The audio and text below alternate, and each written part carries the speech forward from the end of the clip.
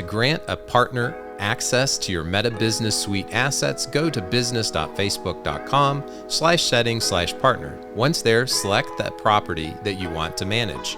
Make sure Partners is selected in the left-hand menu, then click Add. From there, click Give a Partner Access to your assets. Input the partner's business ID number. You can obtain this by asking them what their number is. Once there, click Next. Now we want to click New Page Experience, select all pages, click Partial Access at the bottom, and then Add Revenue. On Classic pages, we want full control and revenue, and then we're going to continue down the remaining categories until we get to one that is populated. On Instagram, you can click All Applicable Accounts, Content, and Insights. Continue to scroll down and view each category to make sure there are no remaining items that you need to grant access to.